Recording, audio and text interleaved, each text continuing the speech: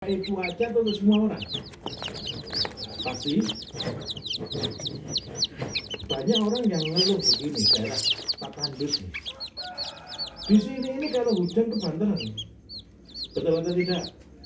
Kalau kering, kekeringan. Terus kalau hujan dia berdoanya gimana Bapak Ibu?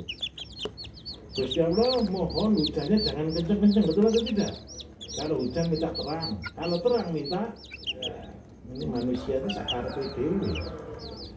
Tapi rezeki itu sudah diberikan atau belum sebetulnya? Yang membuat salah di mana? Lah terus habis itu cerita tanah saya ini selalu kering Pak. Kayak bangga dengan kekurangannya, betul atau betul? Manusia itu kan senang dengan itu, betul kan? Kalau tempat saya ini cocok, saya jadi orang miskin ini cocok. Kenapa? Karena tanah saya tandus. Sudah berapa lama? Ya bertahun-tahun dari dulu. Apa yang dilakukan? Jadi tidak ada, itu ya konyol. Kalau sudah tahu tempatnya itu tandus, tempatnya itu tidak ada air, ya harus bergerak loh. Minimal buat kolam. Ini saya sebut dengan teori mata air.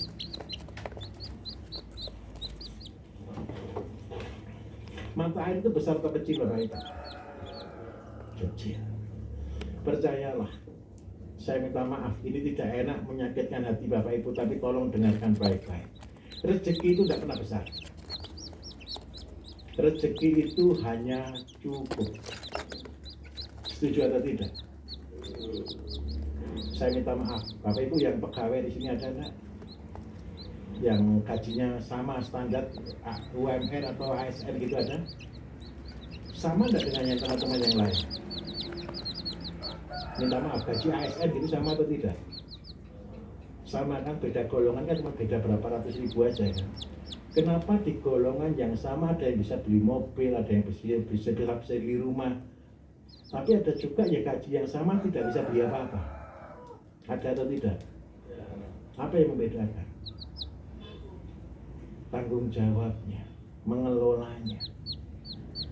Hujan juga sama Bapak Ibu. Orang yang malas, ada hujan tidak kerja loh.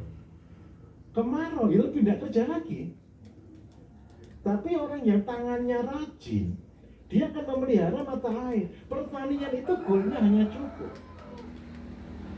Cukup untuk hidup. Tetapi ketika kita cukup untuk hidup, kita sedang membangun sistem. Ini ada mata air nih. Airnya ini cuma cukup untuk kita minum. Tapi minta tolong karena ini sedikit, supaya airnya banyak, apa yang harus kita lakukan? Tanam kan? Tanam pohon kan? Betul atau tidak?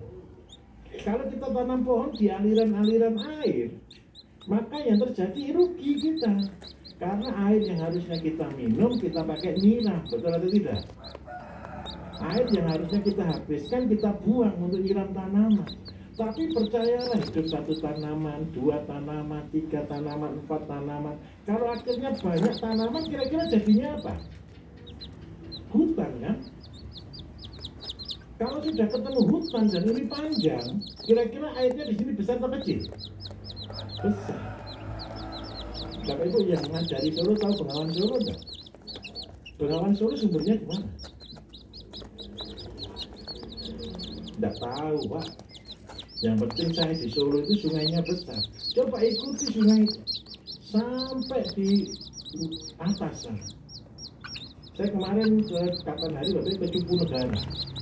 Cupu Negara itu ada namanya sumber air di beras itu di Badeas. Di Badeas. Itu adalah sumber airnya sungai yang sampai ke Cupu Negara. Di bawah sungainya besar, di atas sumbernya tidak lebih besar dari sini. Tetapi karena di sini ada namanya waktu. Nah, dan perjalanan waktu inilah yang membuat sumber kecil menjadi sumber besar. Orang lihatnya kan di sini. Dan ini minta maaf, orang Indonesia paling sering kali salah di sini. Mereka berbisnis kelihatannya membangun yang ini, padahal inilah pusat kegagalan. Harusnya membangun ketika punya rezeki kecil, diopeng, dipelihara, disyukuri, sambil dikembangkan. Karena itu teori saya mengajarkan tidak pernah mulai dari yang besar. selalu mulai dari yang paling kecil. Yang kalau seandainya saya katakan kalau bangkrut itu nggak pernah sakit. Seandainya Bapak Ibu kehilangan uang 50.000, 100.000 bangkrut gitu, ikhlas enggak? Perlu cerita enggak ke orang, aku bangkrut berapa? 100.000 gitu. Tapi minta maaf, 100.000 itu sebenarnya berharga atau tidak? Berharga. Tapi orang semua bisa punya uang 100.000 Bapak Ibu. Tapi 100.000 kalau salah gunakan tidak berguna sama sekali. Tetapi saya minta tolong mulai menabung yang berbentuk kolam, tidak harus kolam besar. Mulai dari yang kecil, secukupnya kita. Sampai kapan kalau seandainya saya langsung hitung 2 hektar deh. Berarti kolam kita berapa? Kolam itu adalah 1/3 dari yang kita garap.